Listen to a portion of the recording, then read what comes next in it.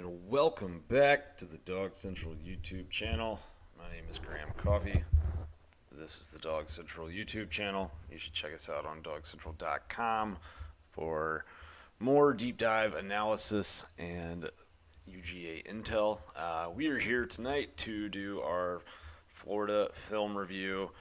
And good day for Georgia. Very interesting day for Georgia. A lot of what they did kind of fell into the long-time working theory that I've had about Kirby Smart's kind of long con in terms of how he handles his seasons.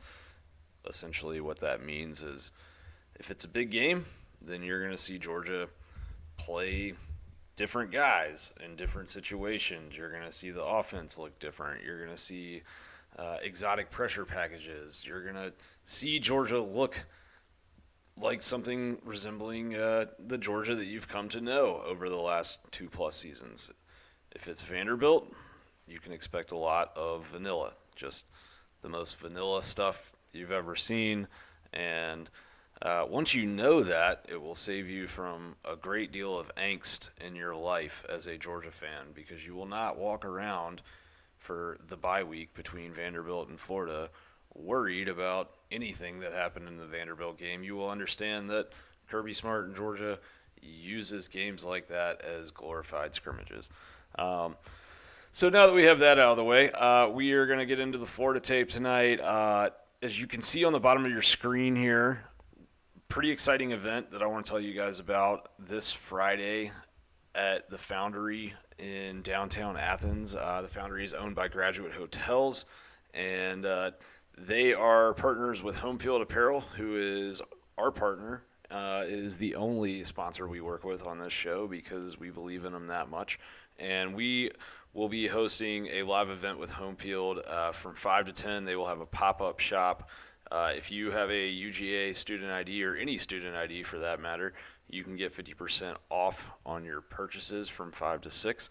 And the really exciting part for me, at least, is not just getting to meet you guys, which we'll be able to do all night, but from 7 to 8, we will also be having a live panel with myself and some other great UGA podcasters and media personalities.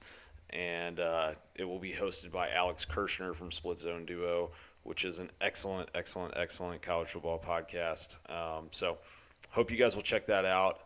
Think you'll enjoy it. And if you're in Athens, go to the Graduate Athens website and RSVP. There's only 150 seats available for that panel, and there's really only like maybe a dozen or 2 dozen spots left. So get in while you can fit in, and would love to see you on Friday before the Dogs go and play Mizzou on Saturday.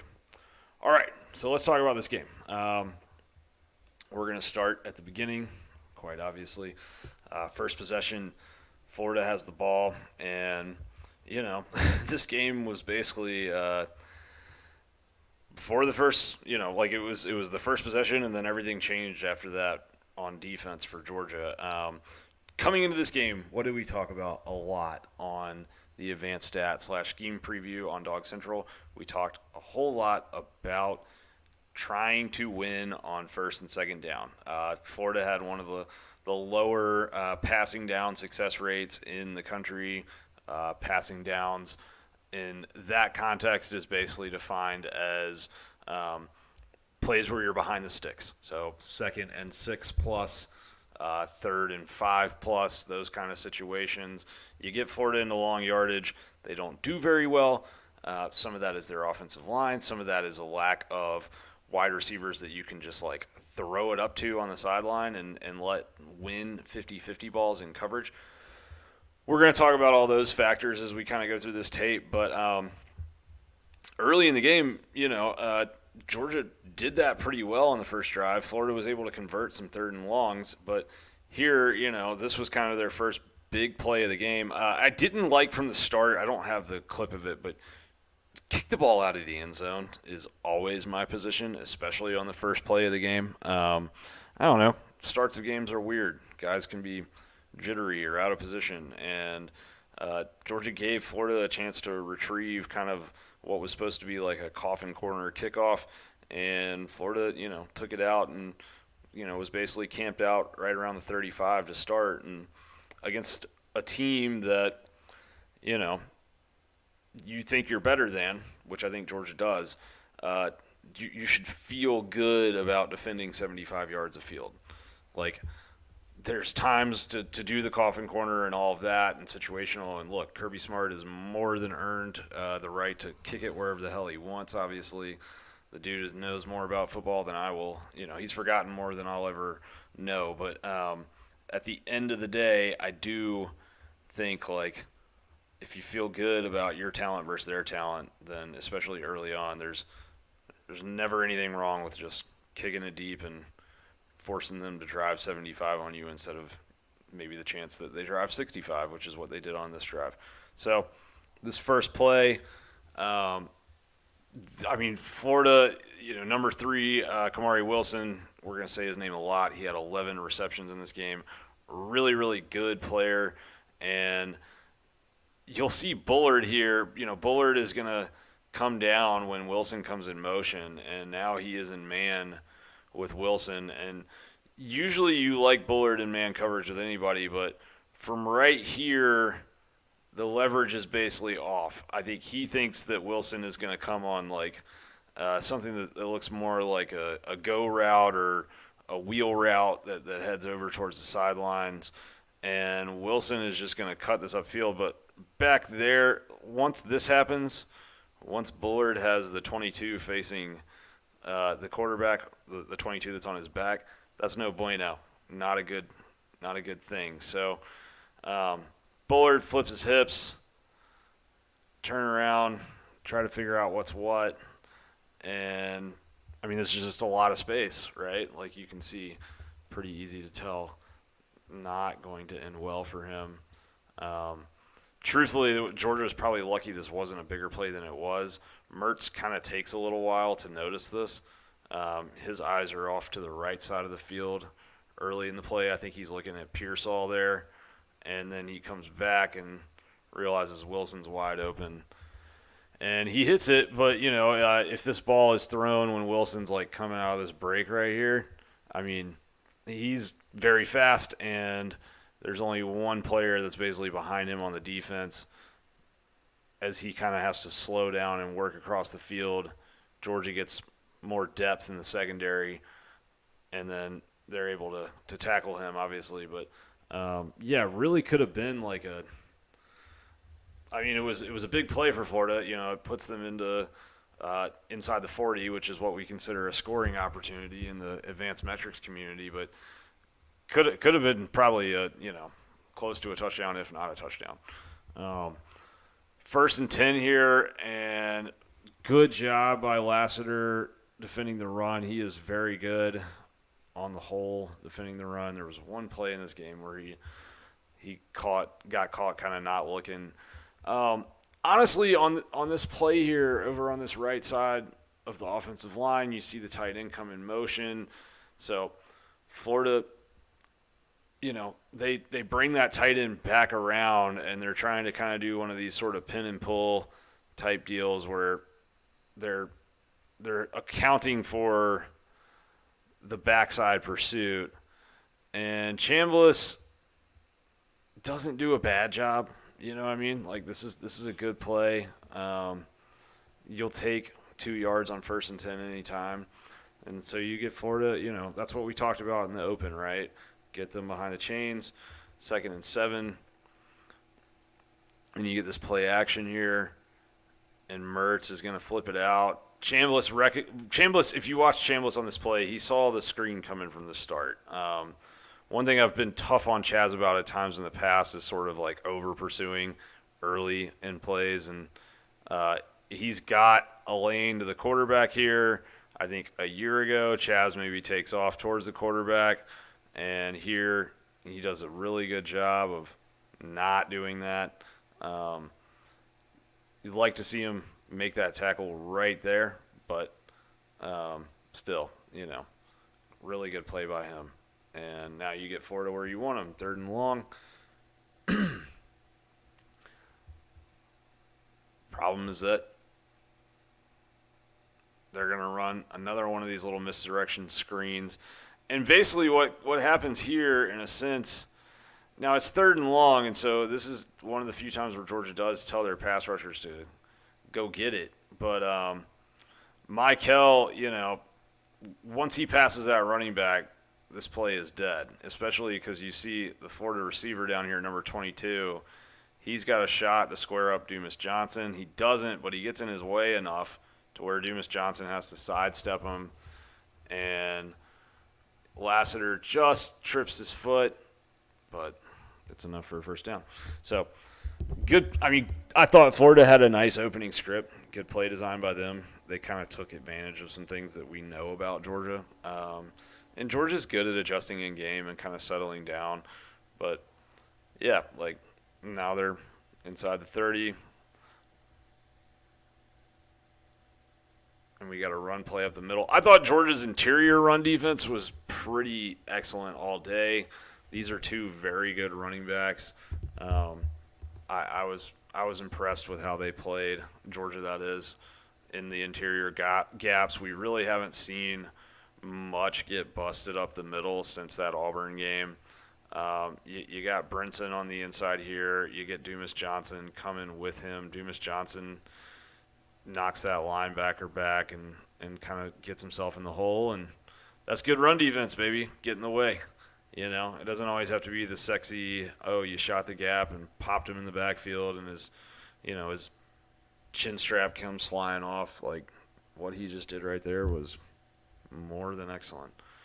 All right, 3rd and 6, and you get the slant. Georgia couldn't cover this. I mean, they really couldn't. I think they hit this slant 4 times in the game. This isn't Lassiter, I'm sorry. Dalen Everett, at the snap here, he is playing, I think it looked like he's not playing super hard inside technique, but he is playing inside technique. And, I mean, that part kind of, I think, is concerning that he's playing inside technique, but, he doesn't go to kind of hand punch Wilson, doesn't get in a way of sort of impeding this route in any way, and boom, that's 6. You know what I mean? Good job by number 8, Boardingham. I mean, he gets a double block on that, basically. So, I thought that, one of the few things you could kind of gripe with from Georgia in this game was I thought Everett, he didn't play poorly, but he struggled at times. You got a young blue-chip recruit in Everett on a young blue-chip recruit in Wilson. You want to see your young guy win, if not the majority of those battles, kind of at least get a stalemate there. And I thought Wilson maybe kind of got the better of him on certain downs. Still, very young corner. Give him time. So Georgia first series, and look, this isn't a great play. It's not going to go on the season highlight reel or anything, but I like what's happening here, right? We got a little double team action with Fairchild at left guard and Van Pran at center, and then you got Ernest Green holding his space pretty well. Princely gets in there, number 1. Number 1's a really freaking good player. He was all over this tape. And if he's not on the field for Florida in this game, I think Georgia ran them kind of out of the stadium anyways, but I think that this game could have gotten even uglier than it did. Pretty much any run play that Georgia didn't break to the second level, it felt like he was involved with in some way. But still, your offensive line, assignment-wise, is doing the right things. And this is what we talked about after the Auburn game was, it's okay to not break a 10-yard run every time you run, but you need to get 4 on 1st and 10 instead of getting 2 or a tackle for loss. And that was a 4-yard gain. So I think you're happy with that if you're Mike Bobo, or at least I think you should be happy with that if you're Mike Bobo. 2nd and 6 here. And look, this was kind of the moment that I knew Carson Beck was going to have a day. And I know, you're like, well, that's the first play. What the hell? I'll tell you why.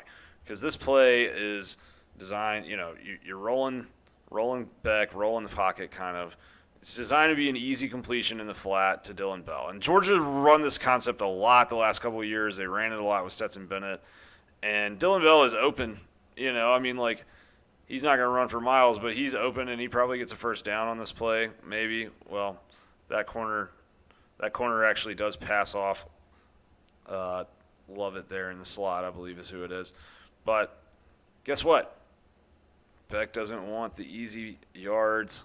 He's going to make that corner pay for cheating up, and he's going to hit his man Dom. That's like, hey, we're gonna make a great play instead of a good play, and that's what Carson Beck's doing right now. He's in his bag.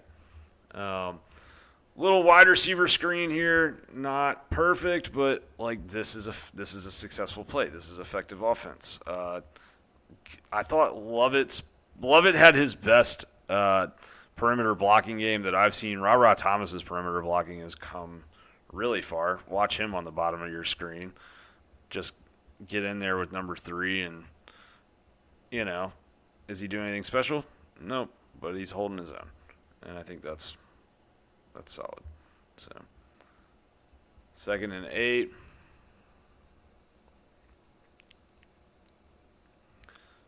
Oscar Delp, this was one of probably Beck's poorer throws in the game, honestly. He just floats it a little bit.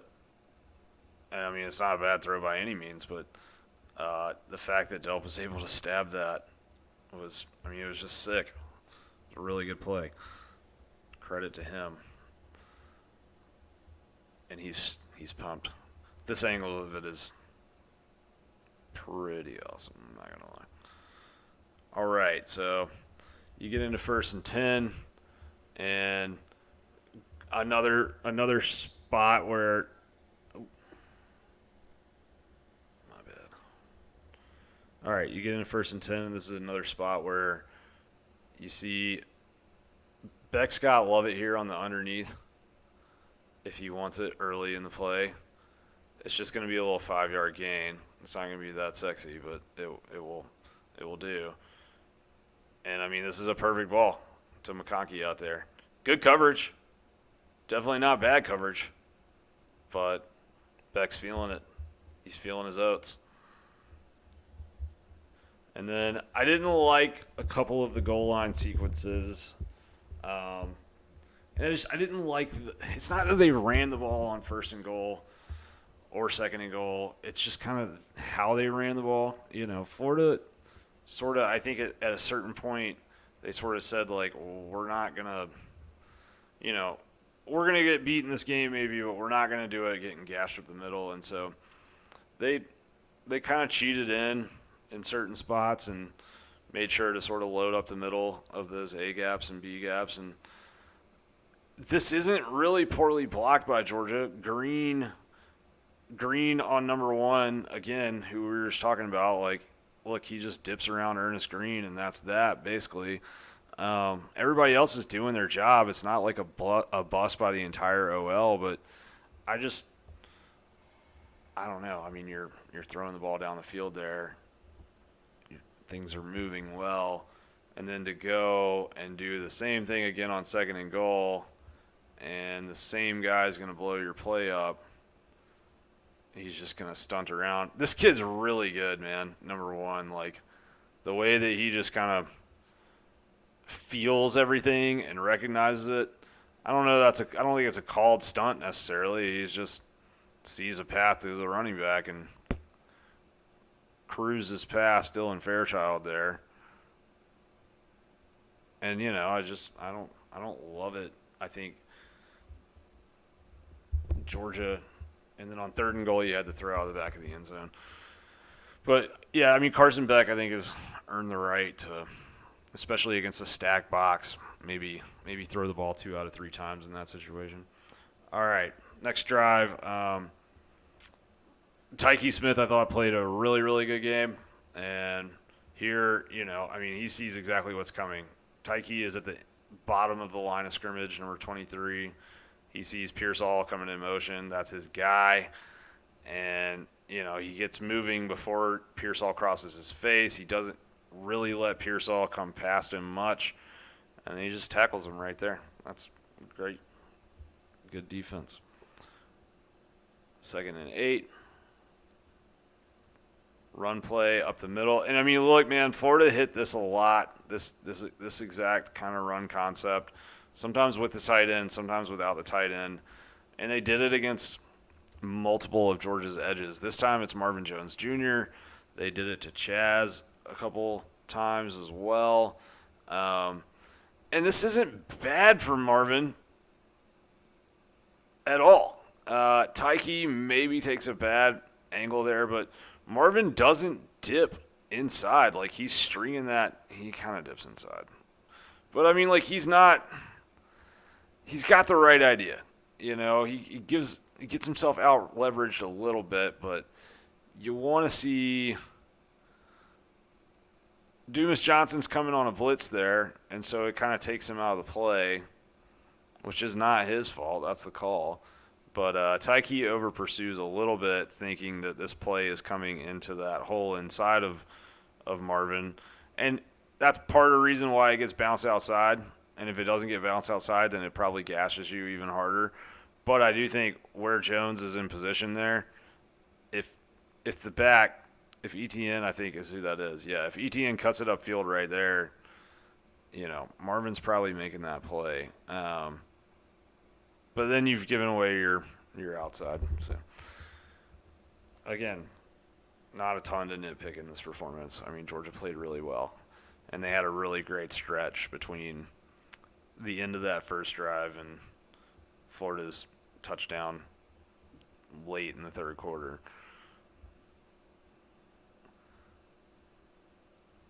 This is one of the – well, I lied earlier. They do get kind of hit up the middle here, don't they? Not bad, but Brinson, I think he's honestly been, through the first 7 games before the bye week, I think he had been the most impactful defensive lineman for Georgia so far this year. On this play, he kind of gets pulled down, and then Stackhouse just does get a little far outside of his gap. He's too far inside there to make the play. So, is it the end of the world? No. Is it a play you would like them to play differently? Yeah, certainly. All right. 1st and 10 here. We get the reverse and almost fumble. I kind of wondered if that was supposed to be a pass, but this is really nice by Marvin Jones. Young player. I mean, he's lined up over a receiver here because of the formation and the alignment. And then when Wilson comes in motion, Marvin is now back out of the play. He knows that 22 is there waiting to block him, and he just gets upfield and then forces Pearsall towards his help, but he doesn't need it. Makes the play on his own. Really nice job. Good patience. Good job identifying. 2nd and 12. ETN off the left side. Good defense here. Look who that is, number 93, the man that Georgia, I think, has really missed in Ingram Dawkins. Just slides right off Austin Barber, Mr. They Got to Come See Us. Ingram Dawkins does come and see him, and this is why they're excited about C.J. Allen as well. He's at linebacker. He's the right inside linebacker, number 33. He's going to take a guard on at the second level. Got no problem being athletic and getting off of him and wrapping up in the hole. Textbook defense. And now you got Florida in 3rd and 11, which is what we talked about. That's where you want them. That's where you want anybody, but that's really where you wanted Florida. And this is going to be the start of the Jalen Walker portion of this highlight. Really good game from him. Probably his best game, I think, as a Georgia football player. 3 pressures, I believe, in this game for him. Or no, 4 pressures. And this is one of them. And I think technically a forced fumble. But, play that dude more. If you're a Georgia fan, which you probably are if you're watching this, That is your Dallas Turner right there. And, yeah, he might be a Pro Bowl inside linebacker. There's a lot of people that think he will be. But that dude coming off the edge, they pay you a lot of money to come off the edge like that in the NFL. All right, next drive, 2nd and 10. And Dillon Bell, I really like what Dillon Bell does. I think he's a good player. He is gonna see some room here. Van Pran blocks this really well. Green does a decent job. Fairchild does a good job. Again, is this sexy?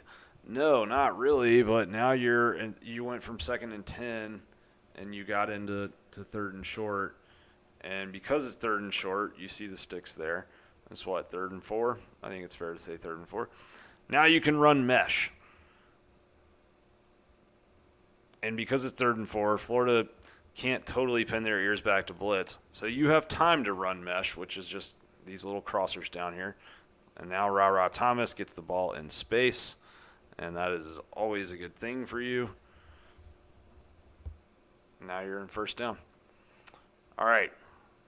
This is going to be your touchdown play to Ladd. And, I mean, dude, that guy is – he's such a huge plus value, and he keeps this offense very on schedule for Georgia. He's a phenomenal player, and the change of direction ability at high speed, those little quick scissor cuts that he does, is really rare. I mean, Florida's got this is not a busted coverage. He's just better than that guy, and he's faster than all the others, and just outruns them to the end zone. And getting him back, running 30 routes a game is massive, especially now that Brock Bowers is out of the lineup. So normally we don't show penalties on this show, but we're going to show this one because Georgia's got a 3-man rush on here. Kristen Miller, number 52, is playing nose guard against 65, the Florida center, Ikwakwon. And he's going to draw a face mask penalty while he's walking the center back into Graham Mertz's lap. So this play ends up negated basically, or whatever. It doesn't happen in the record of things, but that is exactly what Georgia has missed on the defensive line at times this year. That type of knocking guys off the ball, creating an uncomfortable pocket for Mertz with just 3. Georgia wasn't doing that against Kentucky. They haven't done that really consistently throughout the year. So a very, very good sign for UGA. All right. 3rd and 5 here. And look, this is, Humphrey is in the game now instead of Everett. And look, he's playing inside technique too. And almost gives it up, but he doesn't. Gets it to 4th down. And then on 4th and inches, probably the play of the game from just a game script and momentum standpoint. We're going to do the wide angle view in case you haven't seen this. Mertz is going to act like this is a quarterback sneak, and they're going to snap the ball between his legs to Trevor Etienne, who is going to be a wildcat quarterback, and he's going to pass, and he is left-handed. And this is all the play is to get Pearsall, the wide receiver, on the top of the formation that's kind of offset from the line, the ball. That's the play. That's the plan. And it's not going to work, but I want you to watch a couple things on this play. One, watch how good Georgia does at just not biting on any of this action. Everyone that's supposed to cover somebody covers somebody. And, Aguero's in there, number 8. He's a freshman. He does not flinch on this. Does a really good job of coming up and kind of doubling Pearsall and then fading back. the whole thing is beautiful by UGA. And I want you to watch Marvin Jones on this play as well. Number 7.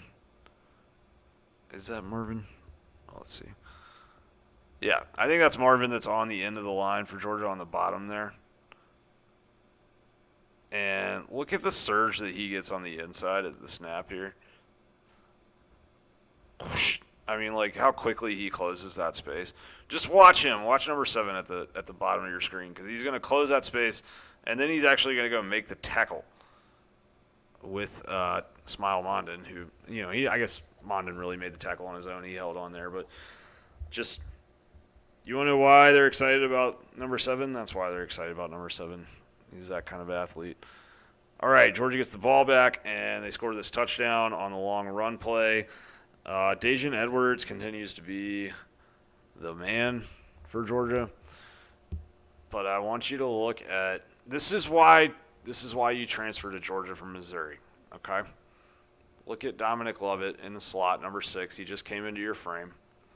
And this isn't going to be one of those old Pickens highlights where it goes viral on social media because he knocks a guy on his butt, but he's blocking him. He's up there doing his job, and he gets enough of a piece to let his guy get to the corner. And then you got Rosemy doing what Rosemy's done for years now, which is absolutely like block his butt off. I mean, goes and walls off the blocker from the boundary. Just that's the Georgia football difference. Like that is how you break big plays. People talk about all sorts of different things when it comes to explosives. Quarterback play, scheme, wide receivers beating man coverage, and all of those things matter, don't get me wrong, but you want to break big plays, block on the edge. Get wide receivers who block, and you will break big plays all the time. And Georgia's got wide receivers that block. All right, this is going to be one of the pressures next drive, and really nice from Dumas Johnson here. Good blitz design. Him and Mondon have a really good kind of shorthand on these blitzes. Mondon's going to take the center, and then it's JDJ one-on-one in the hole with Trevor Etienne, and he gives him kind of the oop-de-oop. Slides right off. Sit down, Graham Mertz. I'm done with your shit. Bam. Pose for the camera. Good job by JDJ. All right. It's 2nd and 19, 12:47 to go in the quarter. I want you to look at Marvin Jones Jr. And one thing, I talk about this long con deal. Look, Georgia right here in this moment, they smelled what's in the game right now, okay? After that 4th and 1, going up by 10. And they started unleashing personnel packages and pressure packages in the front 7 that we have not seen them run all year. Some of that due to health, and then some of that just due to, them not wanting to show their hand. But in this moment, 2nd and 19, backed up on the goal line, not on the goal line, but backed up into their own red zone. This was like one of those moments where Kirby and Schumann and Muschamp, they smell blood in the water, and the Sharks start circling. And here comes Ingram Dawkins. Oh, Graham Mertz, you should have protected the football. Now Marvin Jones Jr. is on top of it. And that guy, 93, we talked about him earlier, but that guy is so important for Georgia, man. Getting him back, getting that one-on-one pass rush ability, his explosiveness, that guy is a first-round talent. And due to injury and stuff, he hasn't totally shown that yet, but I promise you he is going to become a very, very well-known name, not just in the Georgia football community, but nationally over the next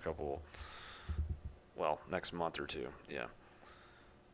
Really, really savvy play by him to reach out and tap that ball. Knew exactly what he was doing. Was more worried about getting the football than anything, which is not a bad place to be. And that speed rush, man, just right around the edge. And then Here's the quarterback draw by Beck. I think if he cuts this left, yeah, like Danielson, I thought broke this down well on the broadcast. Yeah, if he cuts that left, I think it's a touchdown. But hey, good. I like the play call by Bobo a lot. And then now you're in 4th and 2 on the goal line, and Georgia's going to get in the end zone here. And what I love for Georgia in this moment, I think it's symbolic, or look, we writers, we like storylines. Delp is going to wall out one side of this hole, and look at Lawson Lucky, the true freshman who's just come back from high ankle surgery a couple weeks ago, or just came back a couple weeks ago. He had surgery back in fall camp, but he's going to hold his space here, and he's going to wall this hole off, and there goes Dejan Edwards for 6. And on 4th and 2, after everything that had just occurred, that kind of felt like game for Georgia in my eyes. All right, next 3rd down, you get the Damon Wilson tandem sack with who was that actually? That was with, I believe that might have been Michael. I think that was Michael. But look, Damon Wilson, 5-star true freshman. Some people had him as the number 1 player in the country. Pass rusher there. And what he's going to do off this edge here is pretty special.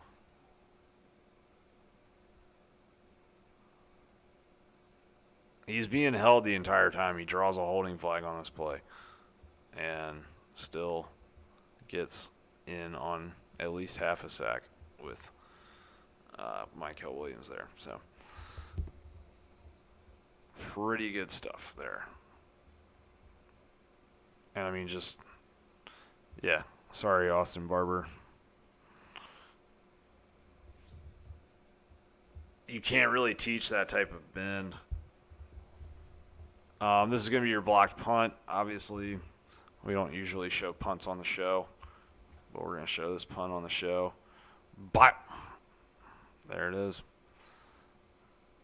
Kind of bad luck for Georgia to block that where they did and not get 6 out of it. Normally, when you block one that far out, you'll get a touchdown. But clearly, they saw something over the bye week in Florida's punt protection there. Aguero's the one that comes free on it. And, yeah, they just overload that spot, and that's that. All right, so the next drive, you're going to get a nice run here up the middle by Kendall. Good job by Ernest Green. You're going to get both Ravage and Truss pulling. They're going to run kind of a power scheme here, and they get their guys in the hole. And that's one way to deal with number 1. Well, yeah, just you leave him unblocked on the backside, and he's got to respect Carson Beck's legs, which he does, and then Milton shoots up the middle. If he gets a little bit longer block from Lovett there, then who knows how that goes. All right, 2nd and 3. 8:15 left in the second quarter. And this is one of those, you see it and you're like, oh, what the hell, Georgia? That kind of thing. Or maybe your dad was. I don't know. But this is just like, there's moments where they got the right call for what you just signaled in, and this is it. This is the perfect run blitz off that side for this run play. Nothing you can do about that. I mean, as a staff, as a play caller, like, you just say they got us and you move to the next one. All right, 1st and 10 here. Good run defense there. Really good run defense there. Ingram Dawkins didn't play a ton of snaps in this game, but very productive when he was in. You see him there, 93. And Tyke's basically kind of setting the edge out here. He's got that outside, he's showing his helmet outside there to the back, and then you've got Ingram Dawkins just working through there. Lots of guys doing a good job holding their space there. Walther, Logue, or that's Logue, not Walther, but that was nice. Okay, yeah, this is a really good play here. They're going to go outside, and, it's third down, and you got good coverage on man-to-man down on the bottom with Lassiter. And so this ball is going to get forced into the check down to Kamari Wilson. And you see Bullard, he recognizes his assignment, comes downhill. Good defense. Good, he's got some proper technique there. You get off the field. 1st and 10. Dejan. I just think, Edwards, he's such a plus value player because this isn't, it's almost a hole, but it's not really like a hole there. And he's getting face masked. And he still manages to turn this into an 11-yard gain. All the dude does is just fall forward and produce yards. This is the deep shot to Ladd, and ooh, buddy, man, Carson was really close to having that one. I'm sure he wants that one back. And, let's cut the guy a little bit of slack. It's not like he had a bad game on Saturday or anything like that. But if he'd hit that one, this probably would have turned into like a 400-yard performance kind of deal. All right. So 3rd and 4 here, and look, this is what, Ladd made a lot of big plays in this game, but this is what I really think about when I think of Ladd McConkey is just this right here. Keeps your offense on schedule. He's a lubricant that keeps you moving and sliding down the field. That's just easy with him. The amount of space that he creates in those kind of one-on-one situations. Hard to replicate that. A rare type of player.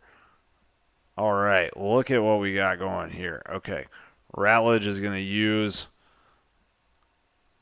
88's forward motion against him, push him out of the play.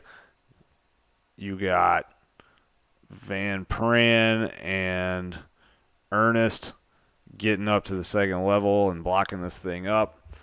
And now you got Lovett and Rah-Rah up here as well. You got Lawson blocking it up. I mean, this is really nice. Everybody's doing their job here. Watch it in full speed. Bam, bam. That was Trust that got to the second level off the right side. I'm sorry, not Ernest. My apologies. Ernest was off on the left side doing some dirty work. Okay, so this is going to be the drop from Dom. Is it a tough catch? Yeah, it is, but I think that he would tell you it's one he probably would like to make or would would expect to come down with.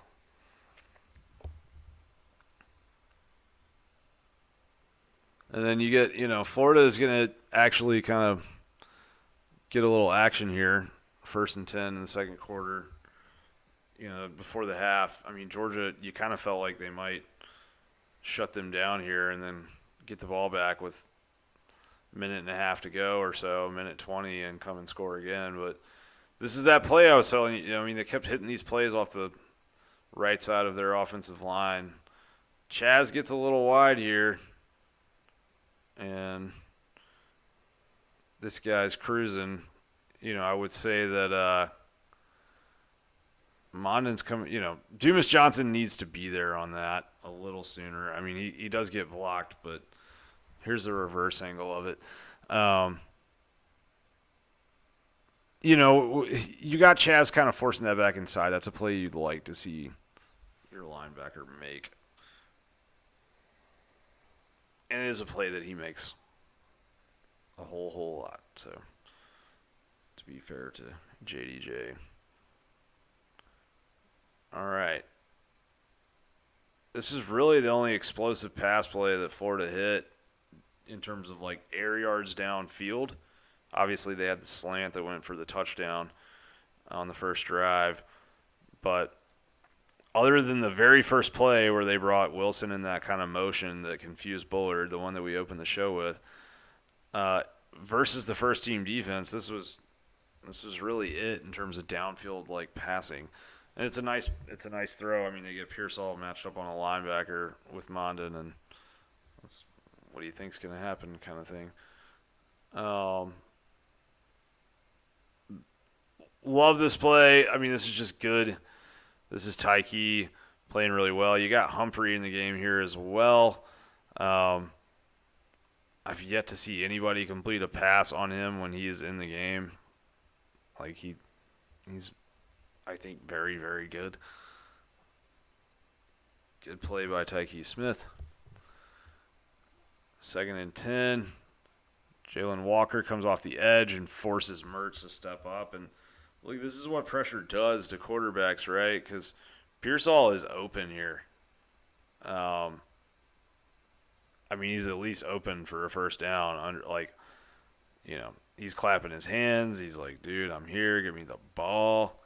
And because you've got pressure, you've got eyes moving down, and you don't see Pearsall. But obviously Georgia needs to not let slot receivers cruise through the backfield alone. And then on 3rd down, this is the coverage from Kamari Lassiter, which was outstanding. He's excellent player, continues to be an excellent player. All right, first series of the third quarter. And Georgia kind of sputtered a little bit, to end the second quarter and into the third quarter. And it wasn't bad. I mean, they just I think kind of, I wouldn't say they got conservative, but they weren't quite as spread out as they had been before. They were trying to kind of, get some body blows in, run the ball. There's a lot of this up the middle out of heavy formations, which we've talked about a lot on the show this year. Like, it just hasn't been their strong suit to run out of like these tight sets like this. They have run the ball a lot better when they spread out and they get more outside of the guards into the B gaps and then outside the tackles. Anyways, cure for that is let's hit Dominic Lovett on 2nd and 9, which Georgia does right there.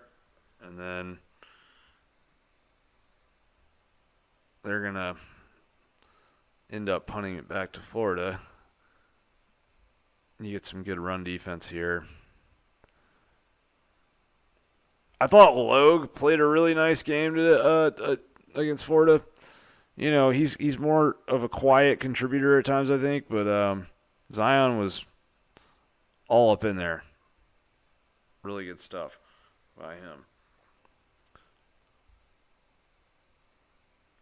Little pop pass is another one that Tyke plays perfectly. Strings this out. Great job by him. And then this was kind of the Tyke Smith portion of the highlight reel. So you get this play where he uses his speed to out-leverage Wilson, make that play, tackle for loss, and then he's going to be in the slot, 23, up at the top of the screen there. He's lined up right in Pearsall's face against that bunch set, and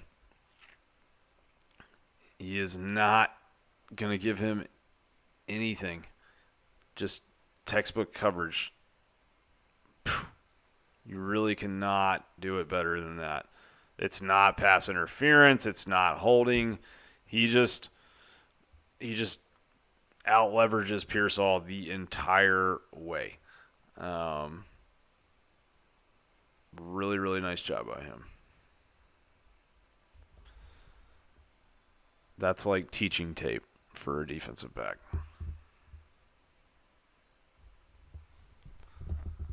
All right, this is the long play to love it. And look, Mike Bobo is cooking.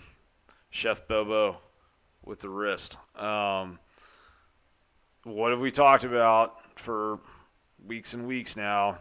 I think I started talking about on this show after the UAB game was Bobo's running deep routes, very deep routes to open other deep routes. And that's what he does here. He's going to take Rah-Rah down here at the bottom of the screen, and he's going to run Rah-Rah downfield. And then by the time that Rah-Rah clears out that corner, and he's got a safety following them now. Now love it. He's got tons of grass to run. And you can do this if your offensive line is playing really well. And Georgia's offensive line and pass protection was they weren't flawless, but they were near flawless on Saturday. Like, they were just, lights out. And Georgia could run some of this stuff that was longer developing. All right, you got 1st and 10 here. Run the ball to Milton, and you just kind of get stuffed up the middle. Oh. Yeah, you kind of get stuffed up the middle here. Nobody really blows. Like, no one's blowing an assignment. No one's letting their gap get shot. But you're just not seeing push. You're just not getting much push here. And so go to the next play. No gain on the next play, and you end up in 3rd and 11. And I'm sorry. That last drive ends in a field goal. Georgia gets the stop, gets the ball back late 3rd quarter. And this is the best throw that I've seen since I've been doing this show, which is a few years now, since 2020, basically. This from Beck rolling left is unreal. The way he makes this throw is truly incredible. He's rolling left. He's throwing back across his body. He's throwing into traffic. He's throwing with rushers in his face. You're going to see it all right here. So the aforementioned number 1, who we've established is a very good player, is going to come off of Georgia's right edge. And Beck's going to roll, as he should. Now, 88, he starts coming towards Beck as well. And look where he releases this ball. This is high-level understanding of how these route concepts work together and where people are going to be and how they're going to influence defenders before they even do that.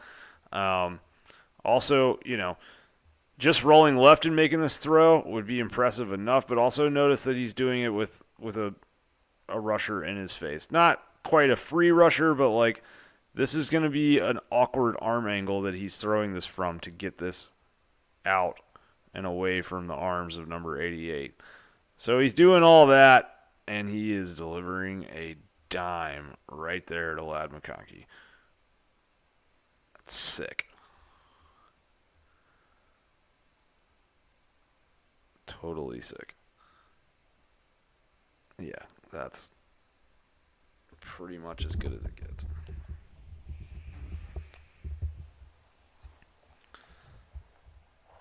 All right.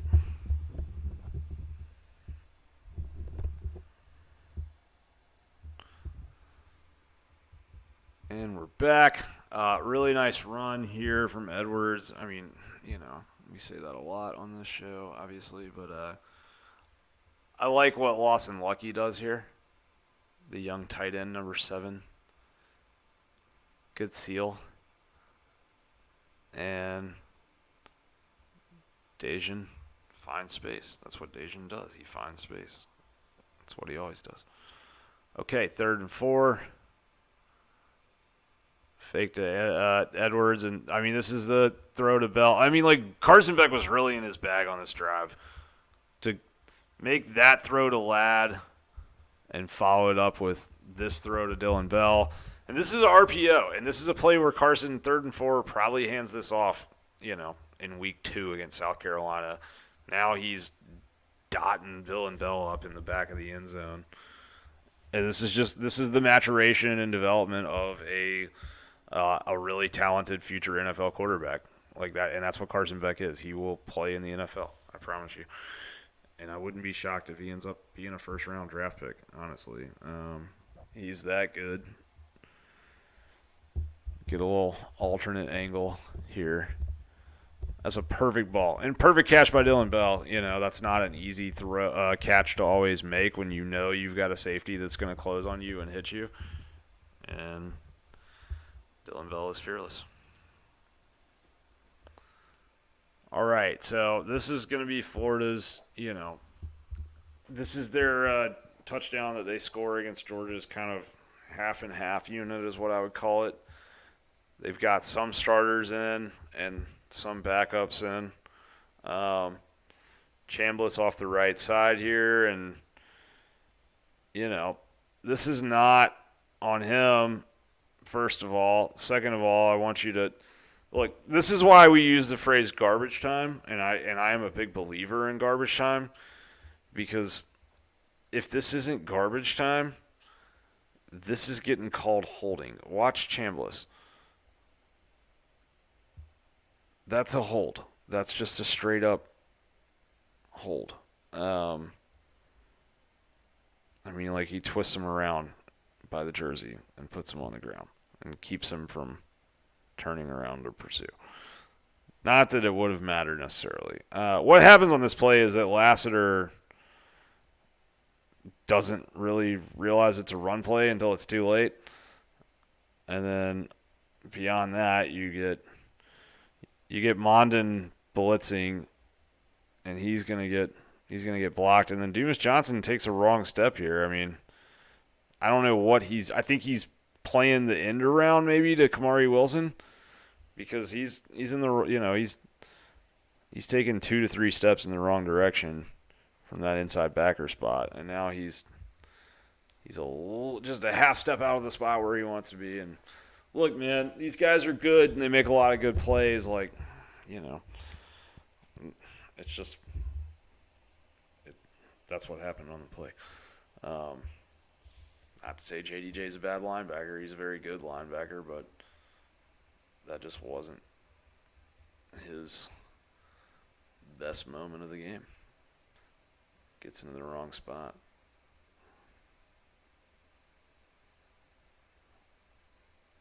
And give Florida credit. I mean, they are driving, the center stones Miller.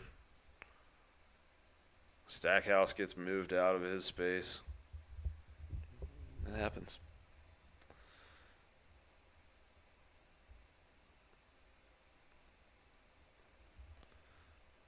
And sometimes those are plays that happen when you have personnel groups that aren't really used to playing with each other.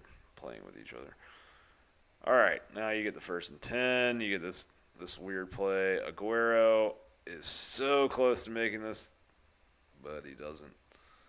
And then Kamari Wilson once again. Give Kristen Miller some credit, man. Big man was moving there, number 52. Watch him on this play. He's lined up as the defensive tackle, the left defensive tackle for Georgia. And look at him run. Wilson's going to come across there. I mean, he's moving. That's a 300-pounder. 1st and goal.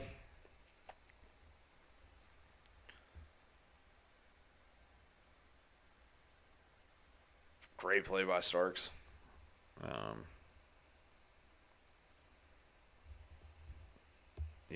Again, this is garbage time, but it's always interesting to see what you kind of notice in garbage time. And Starks, does a really good job of fighting past that guard and making that hit.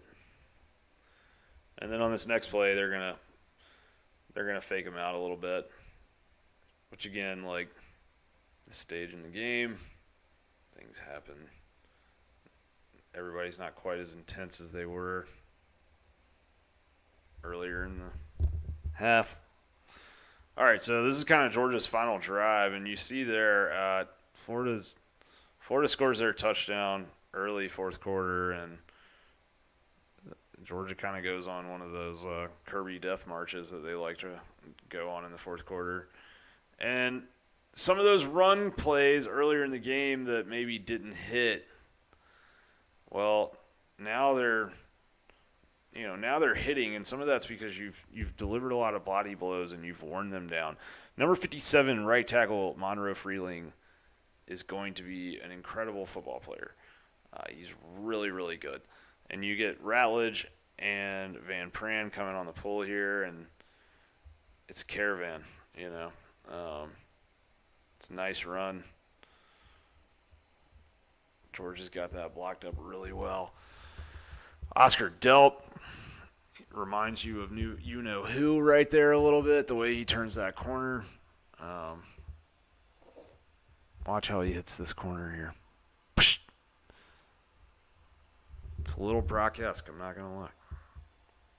There ain't no two Brocks, but the way he turned that corner had some Bowers vibes in it. And then nice to see C.J. Smith getting involved a little bit, especially seeing him playing over there in that kind of Z spot as the outside receiver. Or I guess, just interesting. Not really a Z. More kind of the way that alignment was more like an X in a way. But anyways, good to see the young receiver growing and flourishing. And that's another one of those deliveries by Beck where he's throwing in the face of an oncoming rusher from an alternate arm angle and is still delivering the ball accurately. It's a nice job by him.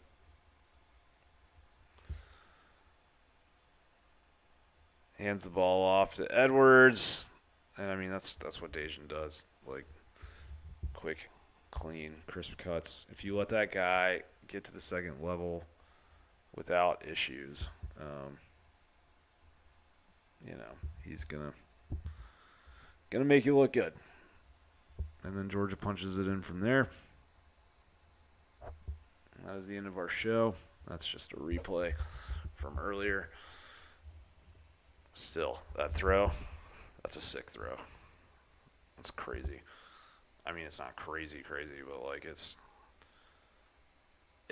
up there in terms of like best throw from a Georgia quarterback in I don't know how many years. It's a brilliant throw, and Carson Beck is an extremely talented player, and Georgia fans, really, really lucky to replace a guy who won back-to-back national titles with a guy who is, honestly, I think especially if he was to stay for another season, I think Carson Beck would be a first-round pick in the 2025 NFL draft. And he could still be a very high pick in the 2024 NFL draft. I mean, scouts are going to love this dude's tape. He's a stud. All right, that's the show for this week. Hope we see you guys at the Foundry on Friday. And thank you for watching. Thank you for supporting. Please check us out at dogcentral.com. If you like this type of content, then I promise you'll dig what we're doing over there. Thanks.